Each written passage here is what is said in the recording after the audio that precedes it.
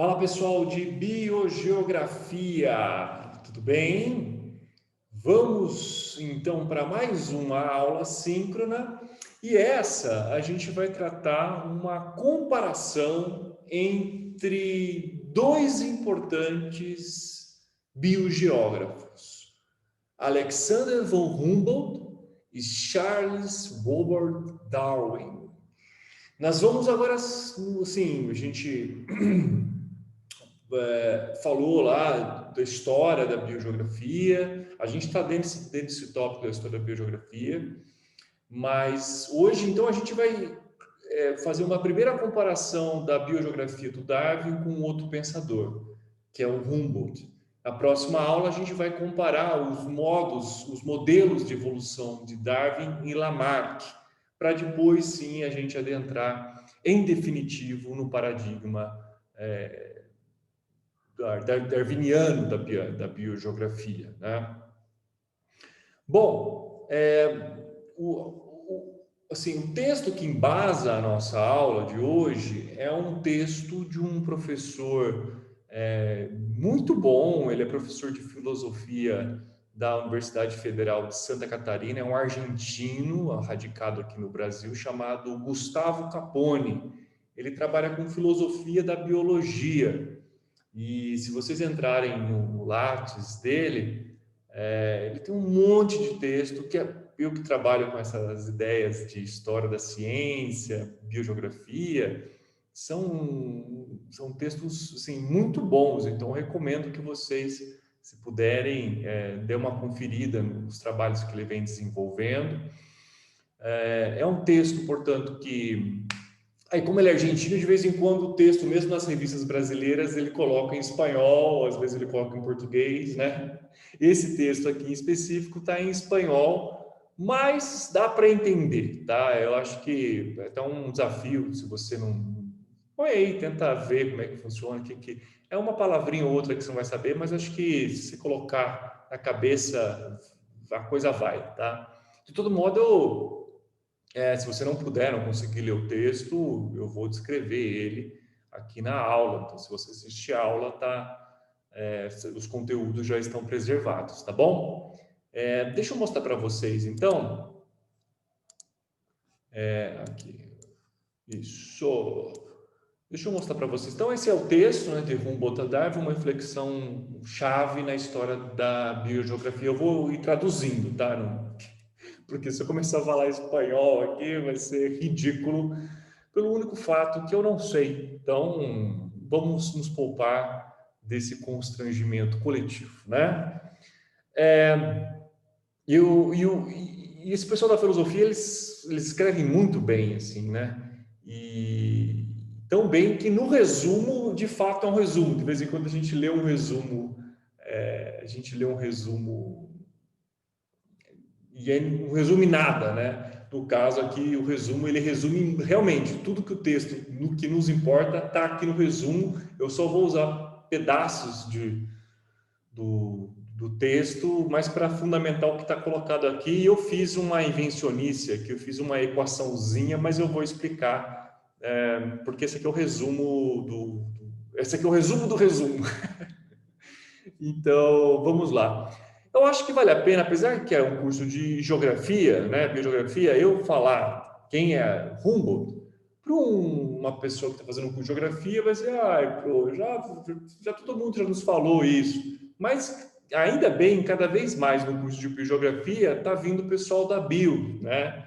E eu fico muito feliz com isso, essa interação. Pena que nesse momento horroroso aí a gente não está tendo interação, mas acreditem, um curso de biogeografia estava antes, né, da pandemia, presencialmente havia uma interação entre os conhecimentos do pessoal da bio com o pessoal da geo, chegou até a ser meia sala para cada curso, e eu adoro isso, né? É um aprendizado tanto o pessoal da geo quanto o pessoal da bio também, né? Então acho que o pessoal da bio, toda vez que eu falo de Humboldt, o pessoal da geografia, tudo, lá vem o Geraldino falar do Humboldt, mas o pessoal da bio não conhece e não tem obrigação de conhecer mesmo. Então, não é um personagem assim, dentre os biólogos, né? Inclusive o Humboldt, ele é conhecido como, nesses termos horrorosos, mas como o pai da geografia moderna. Ele vai ser junto com outros, né, com outros pensadores, o que vão formatar o que a geografia vai se tornar enquanto ciência moderna, né? Então, para quem nunca viu a carinha do Alexander von Humboldt, aqui, ó, a cara dele é essa aqui, ó, esse aqui é o Humboldt, né? E essa imagem é engraçada, assim, um episódio que eu queria falar para vocês, que eu estava em viagem, eu estava indo para a Patagônia com o professor Jonas, inclusive, aí do curso de Geografia. A gente estava fazendo a Patagônia, dando um rolezão de carro lá na Patagônia. A gente foi numa biblioteca, lá no Calafate, lá uma dessas, né, cidades. A gente estava na biblioteca, não para ler livro, mas só para dar uma olhadinha lá. E aí tinham essas imagens dos pesquisadores que tinham passado pela Patagônia, pá. E estava com essa imagem aí que vocês estão vendo, essa imagem aqui, e embaixo estava escrito Charles Darwin. E eu fiquei muito assim, né? Não aguento. Eu só podia ver, dar risada, ir embora, mas não aguentei. Eu fui falar com a bibliotecária, né? Ela falou: oi, tudo bem? Eu sou do Brasil, a gente é do Brasil, a gente é professor de geografia. E tem uma imagem aqui que está errada, vocês estão falando. Aí a pessoa, não, isso é o Darwin. Eu falei, não é Darwin. Com todo respeito. Eu tinha acabado de defender a tese do Darwin, estava com o Darwin até por aqui na coisa. Eu falei, não é o Darwin. Isso é o Humboldt, né? Porque eu também conhecia, né? Ah, tá. Eu mostrei para ela o meu portunhol horroroso. Eu mostrei para ela no computador, ó, tá vendo? Isso aqui é o Humboldt. Eu mostrei essa imagem, que é a imagem do Wikipedia, né? Falei, tá vendo? Tá aqui, ó. Falei, a gente vai mudar, muito obrigado. Foi um episódio engraçado. Por que eu fui abrir a boca? Porque depois a gente teve que demorar com ela, entendeu? Não foi uma coisa assim. Não, mas peraí, agora. Não, então só deu a dica. Não, fica aqui que eu quero saber direito. A gente gastou um tempinho a mais do que deveria na biblioteca para mudar. Espero que eles tenham mudado. Se você for para o Calafate, vai na biblioteca e vai ver se tem o quadro lá mudado. Bom, esse aqui é a carinha do Humboldt. O Alexander von Humboldt, pessoal, hoje ele não é muito conhecido, mas ele foi o maior cientista da sua época. Assim, ele era a ideia de cientista era o Humboldt, né? Deixa eu ver. Eu não sei bem quando que ele nasceu, mas ele vai morrer em 1859. Isso eu lembro bem de cabeça, porque ele vai morrer no ano da publicação da Origem das Espécies do Darwin. Ou seja, o Humboldt ele não vai conhecer o Darwin evolucionista. Isso é uma coisa muito importante para vocês se aterem, tá? Deixa eu contar um pouquinho só da história do Humboldt. Ele era um alemão, né? A Alemanha não estava unificada ainda, mas ele era um alemão que estava lá fazendo uma via burocrática, não estava gostando. E aí um parente dele, não sei se bem ao certo, se é uma tia ou se é uma mãe, morre e deixa uma fortuna para ele. E aí eu pergunto para você que está vendo, o que você faria se ganhasse uma herança aí, vamos colocar, milionária? O que você faria? Bom, eu não sei vocês, eu meio que eu posso apostar que vocês vão falar mais ou menos aquilo que eu faria também. Vamos dar um rolê, vamos dar uma volta nesse mundinho, né? Naquela época era tudo mais difícil, né? Uma coisa de pegar um aviãozinho, ir lá, enfim, e reclamar de jet lag. Nossa, jet lag, né? O cara cruzou o mundo em 12 horas e, jet lag. Porra, você tem que agradecer, né, que tá conseguindo isso.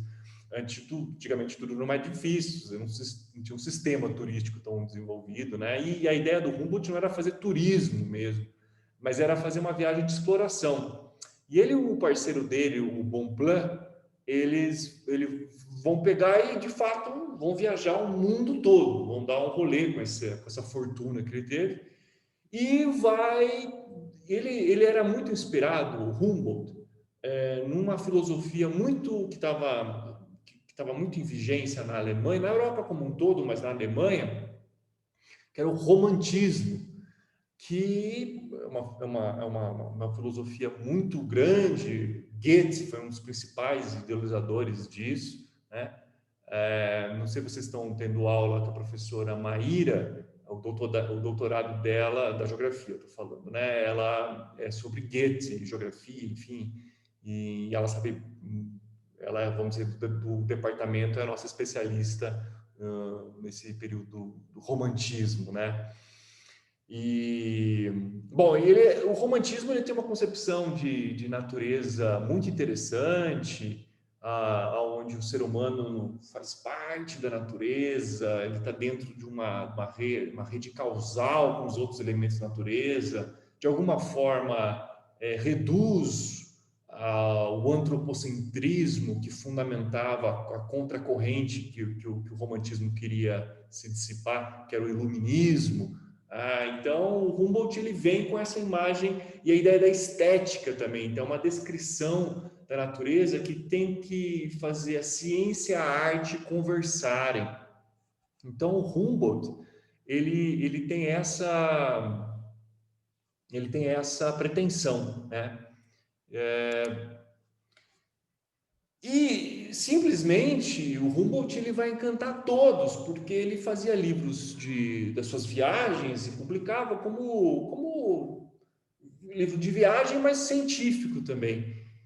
E isso encantou um inglesinho, né, chamado Charles Darwin. O Charles Darwin era maluco pelo Alexander von Humboldt. O Humboldt era o ídolo do Darwin adolescente, né? O jovem Darwin. E, aliás, o que motivou o Darwin a querer viajar o mundo não foi o Humboldt. Eu quero fazer a mesma coisa que o Humboldt faz. Quando ele chega aqui no Brasil, Darwin chega aqui no Brasil, ele fala assim, ele coloca nos seus diários, né? Estou tentando, eu vejo essa floresta tropical, essa exuberância que ele jamais havia visto, da floresta tropical, aos olhos do Humboldt, né? Então, o Humboldt foi o ídolo do Darwin. E o Darwin teve a sorte de não só conhecer o seu ídolo em vida, né? Conheceu ele, trocou um papo com o Humboldt, como foi elogiado pelo seu ídolo, né?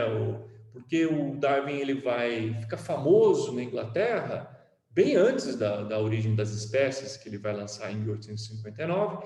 Ele vai dar a volta lá ao mundo lá com o Beagle e vai lançar o Diários de Viagem do Beagle, que é um livro bem gostoso para ler, gostoso, tá? Assim, um livro para ler, assim, nas férias, é gostoso mesmo, que ele vai descrevendo, vai narrando como é que ele fez o rolezão lá dele pelo mundo.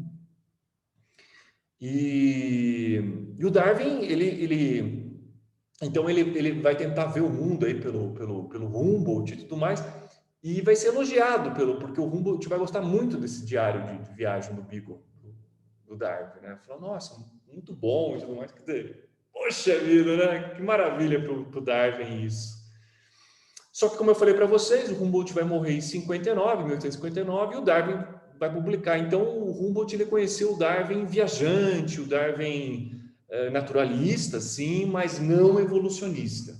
E aí a gente vai ver aqui, a partir do texto do Capone, essas diferenças. Qual que era a concepção da biogeografia humboldtiana e qual que é a concepção depois que o Darwin vai trazer para a biogeografia, tá? Então, vou voltar a compartilhar para vocês a tela para a gente voltar aqui a ver a tese do texto, que é mais para explicar mesmo, né? Porque está no resumo mesmo, tá? Então, o que o professor Capone vai nos trazer aqui são duas diferenças fundamentais para a biogeografia humboldtiana e a biogeografia darwiniana depois, tá? É aqui, ó. A primeira é a teórica. Então, o Capone fala aqui: para Darwin, a distribuição atual dos seres vivos está mais diretamente determinada por fatores bióticos que por clima e pelo solo. Então, para o Humboldt, ele vai entender. Aqui eu coloquei assim, ó, Humboldt, que é o H, Humboldt. Por que economizei? Não sei, mas eu vou ter que ficar explicando. Eu economizei para escrever e ter que ficar falando agora. Então, o H é o Humboldt. Esse MF é meio físico, MB é meio biótico, e esse H aqui é história, que entra outro fator.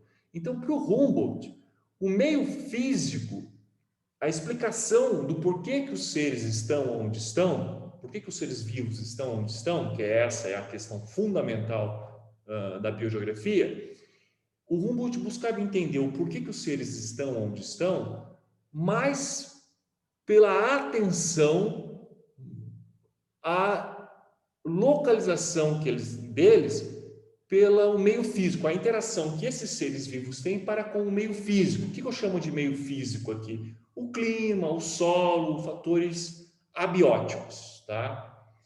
Então ele dava mais atenção ao meio físico que ao meio biótico. Não é que o Humboldt ignorava a interação entre os seres vivos, mas ele não tinha isso como a principal explicação para a distribuição deles. O Humboldt, como eu disse, era mais atento a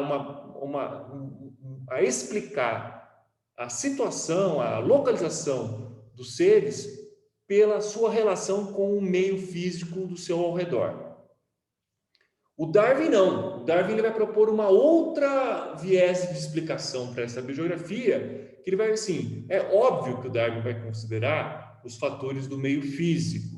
Porém, o Darwin ele vai trazer uma inovação. Ele vai falar, olha, se você quer entender o porquê que os seres vivos estão onde estão, antes de ficar olhando fatores físicos do ambiente, clima, solo, enfim, latitude, busque olhar a relação deles para com outros seres vivos, para com outras espécies.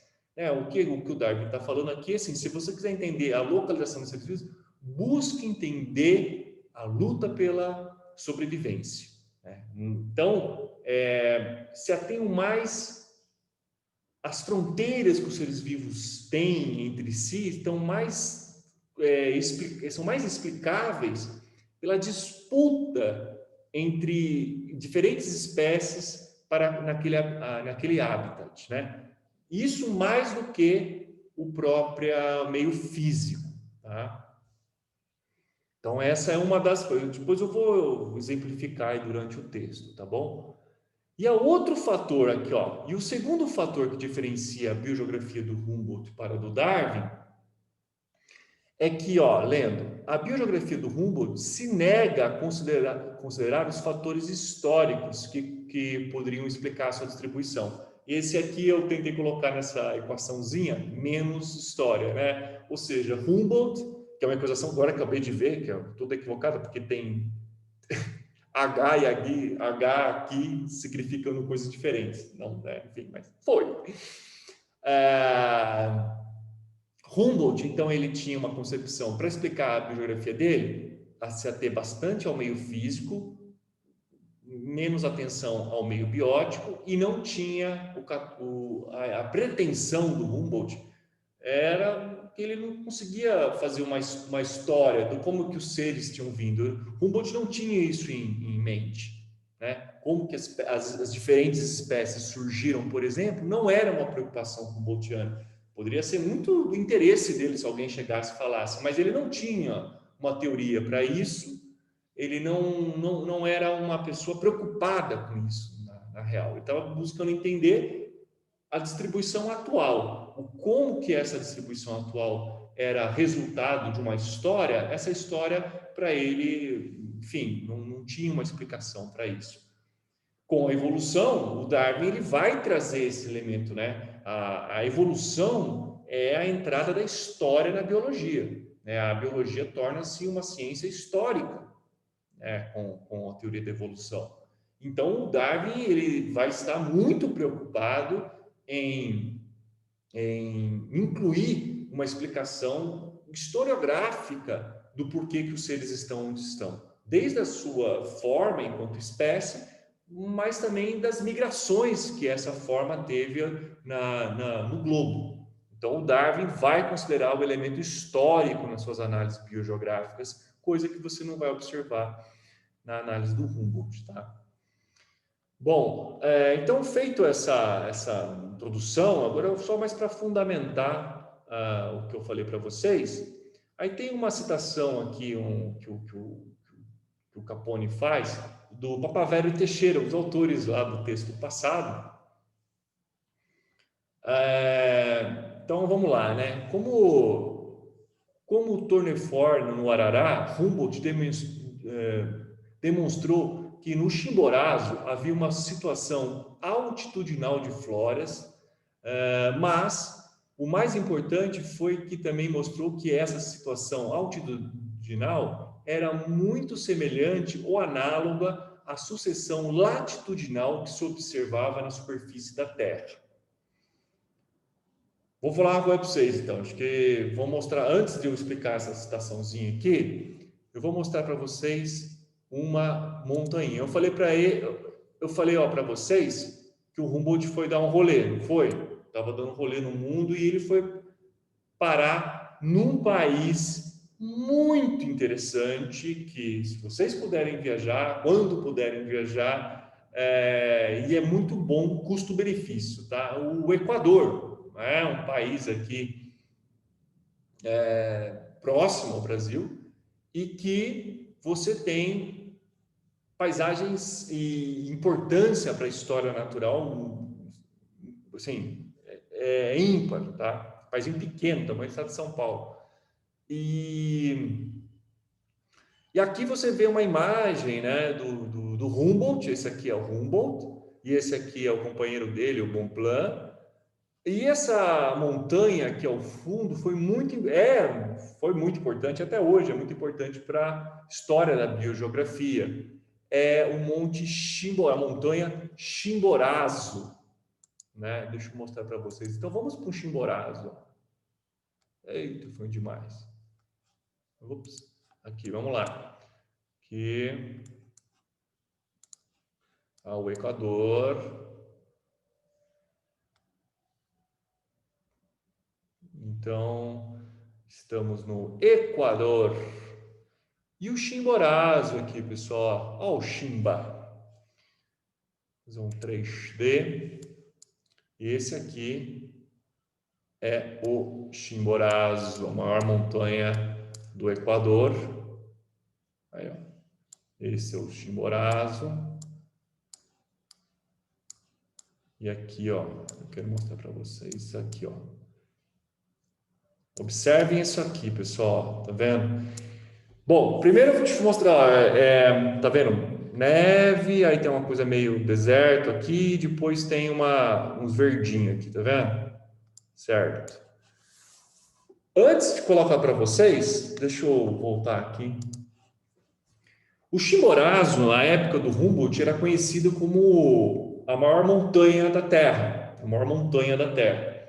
E o Humboldt, ele era um cara muito aventureiro mesmo, assim, ele realmente era uma pessoa interessante, assim, porque simplesmente ele falou, eu vou subir então a maior montanha. Nunca, né, nenhum europeu, vamos colocar assim, havia subido uma montanha com mais de 6.000 metros. Ele vai lá e ele não chega no cume do Chimborazo, que está 6.000 e alguma, 6.800, eu não sei, não chega a 7.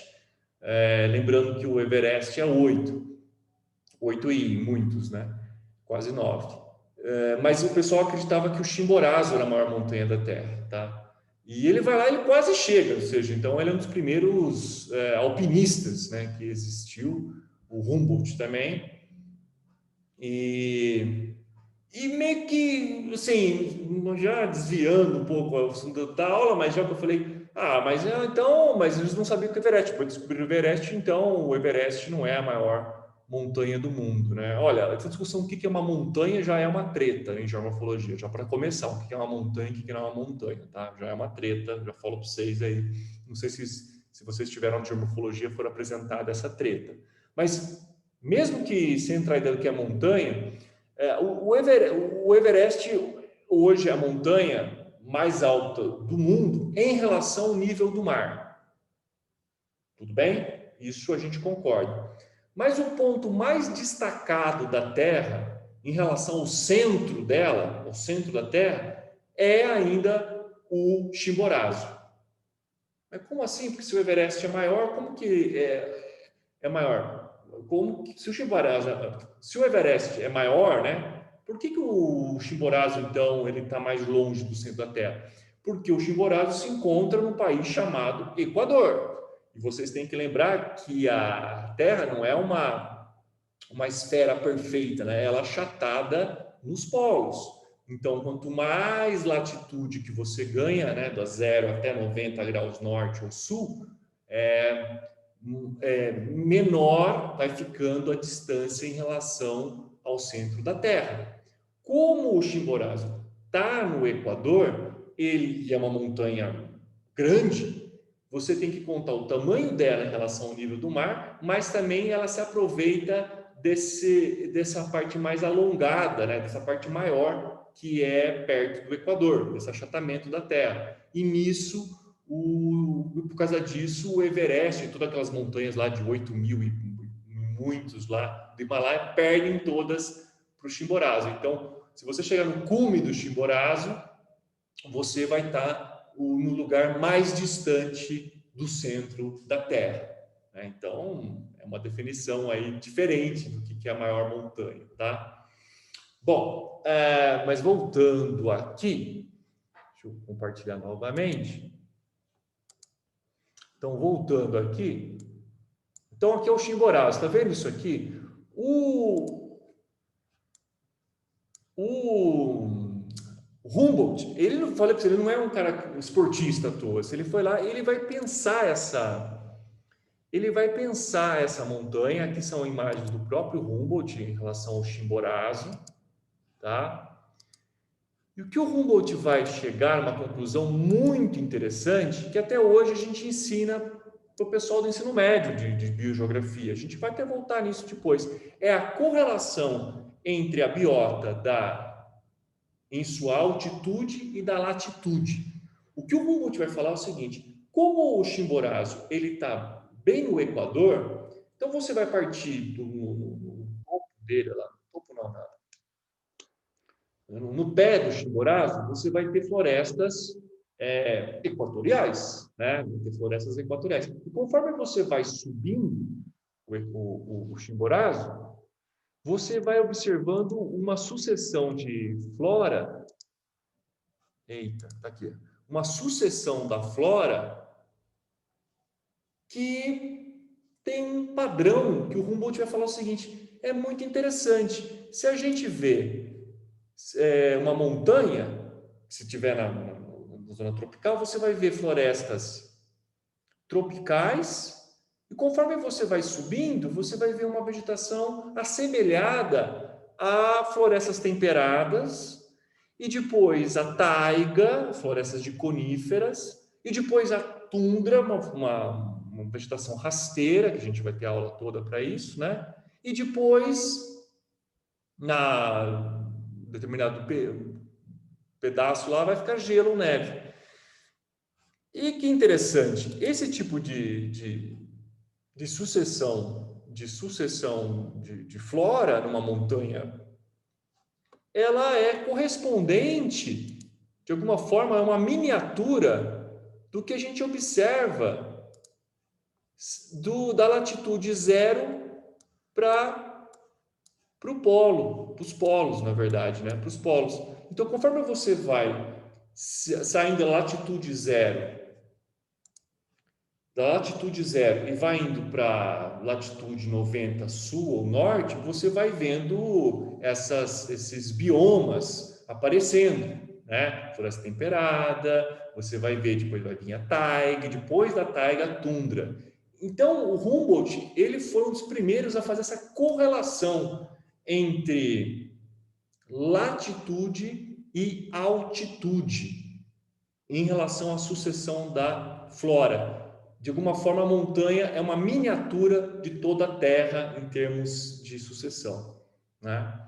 Então, o Humboldt ele era muito atento a isso daí, e até hoje a gente ensina isso, tá? Então, assim, foi superado por geografia dele? Não, até hoje a gente ensina isso.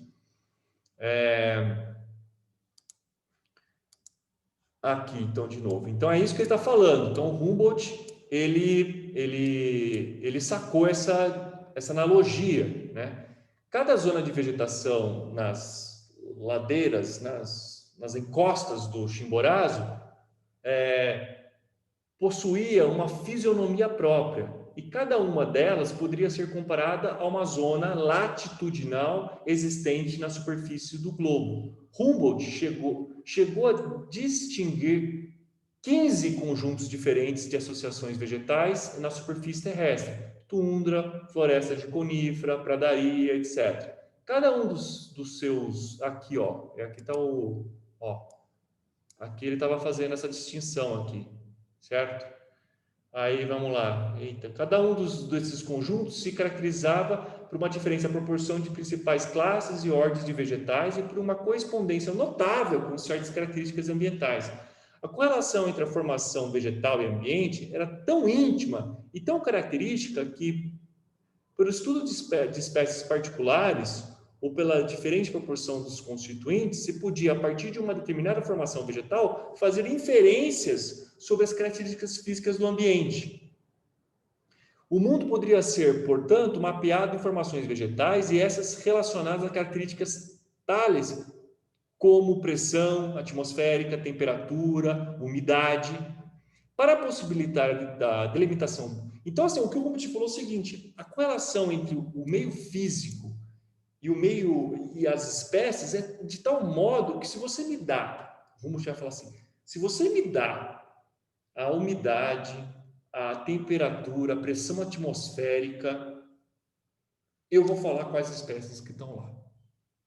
Olha que legal, essa é uma matematização do mundo, ou seja, ele consegue um padrão, né? Então, me dá isso tudo, e mais que isso, olha o que o Humboldt vai fazer, como ele viu que... Então, ele falou, preciso inventar ferramentas metodológicas para compreender essa geografia física que responde a essa biogeografia. E aí vai lá, ó. Para possibilitar a delimitação precisa das características físicas que delimitavam as formações vegetais do espaço, Humboldt inventou as isóbaras. Lembra? Já ouviram falar daí? Pessoal de geografia, pelo amor de Deus, né? Mas o pessoal da biologia, vocês já ouviram falar de, né, linhas isóbaras, né? Aquelas linhas que unificam regiões com a mesma pressão. Linhas que, bom, acabou de falar, né? As isotermas, que unem com a mesma temperatura. Vocês já viram isso nos mapas, né? É ensinado isso no ensino médio. O pessoal da bio com certeza viu, e o pessoal da geografia já fez cartografia 1, 2, 3, sei lá quantas cartografias vocês fizeram, vocês com certeza viram essas. Então, quem inventou? Humboldt. Justamente porque ele estava interessado nessa relação entre meio físico e distribuição biogeográfica.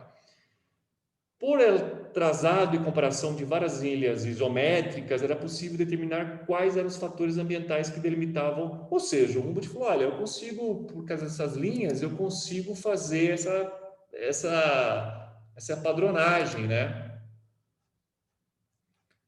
E, então, entenderam isso aí para vocês? Vocês entenderam, né? Que o Humboldt achou, ou seja, é genial isso, tá? Só que o Darwin... Aí o Darwin ia falar o seguinte, a gente vai ver isso, eu vou ler aqui, depois eu explico. Então, para o Darwin é diferente, como eu falei para vocês, o Darwin ele vai ficar mais atento, falar, olha, o meio físico é importante para entender a distribuição das espécies, sem dúvida.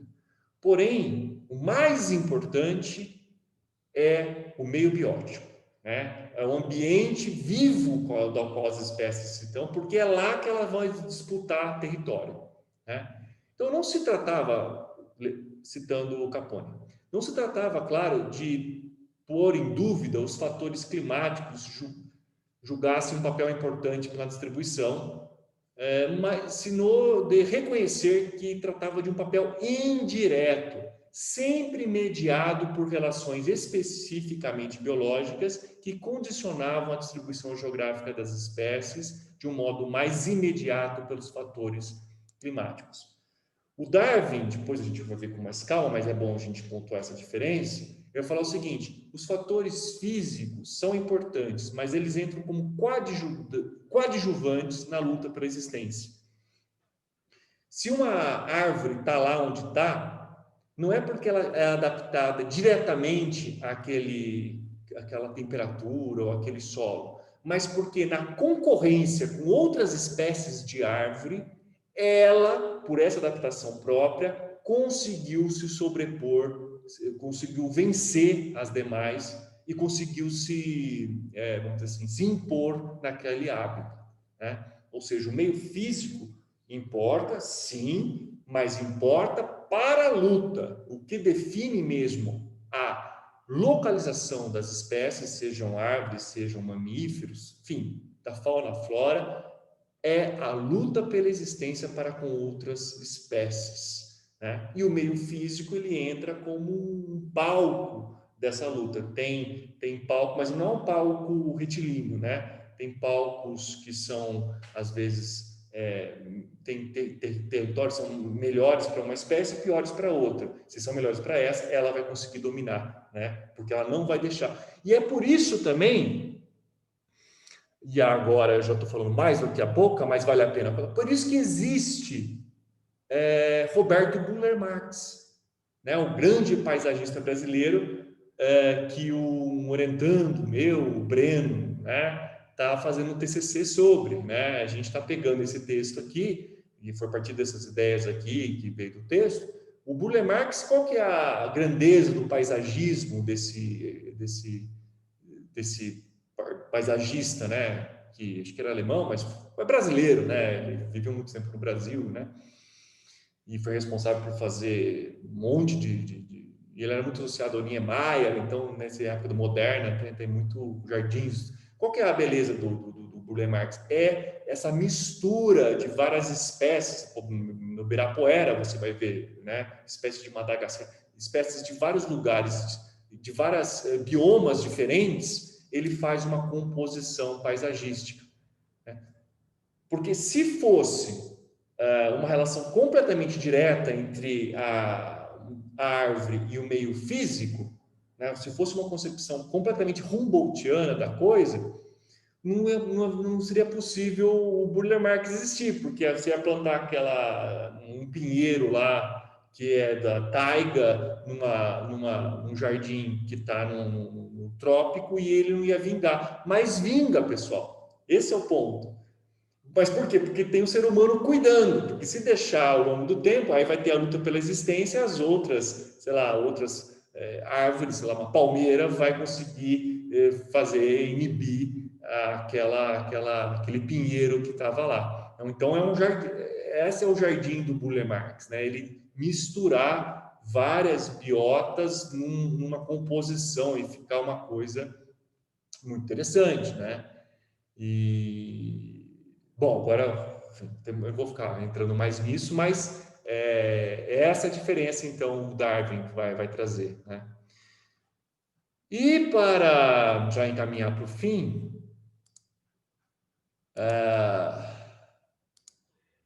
vamos lá. E para encaminhar para o fim da aula aqui, tem a segunda. Eita, mas nem coloquei aqui, não grifei não?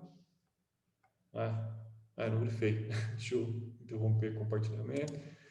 E para enfatizar, então, aí tem outras partes do texto e tudo mais. O Humboldt ele não tinha como eu falei para você, uma pretensão de entender então a fauna, a flora a partir da sua história. Era um mistério e, enfim, se eu ficar pirando nesse mistério, eu não ia conseguir entender o que está acontecendo agora. Então, o Humboldt ele deixou para os próximos naturalistas descobrir o mistério dos mistérios, como se fala, a origem das espécies. E aí chegou Darwin e deu uma bela explicação. Então, a história é um elemento muito importante para a biogeografia darwiniana, né, pós-Darwin, né, para toda a biogeografia, mas pós-Darwin, porque ela vai também ser uma das responsáveis, né, porque veja só, né, aquela coisa que eu falei para vocês aí com uma aula, eu sempre falo esse exemplo lá do Ártico e da Antártica, né, paisagens físicas completamente semelhantes, ou quase, né, semelhantes, frio pra caramba, basicamente, né? Pouca precipitação, neve para tudo quanto é lado, e você vai ver a fauna, por exemplo, é diferente. Como que explica isso? A história vai ter que explicar, né? Então, a biogeografia darwiniana, ela vai trazer esses dois elementos. O meio físico importa mais que o meio biótico importa mais que o meio físico, e a história é uma categoria importantíssima também para entender o porquê que os seres estão onde estão. Certo? Então, Eu acho que era isso que eu ia mostrar para vocês. Deixa eu ver aqui.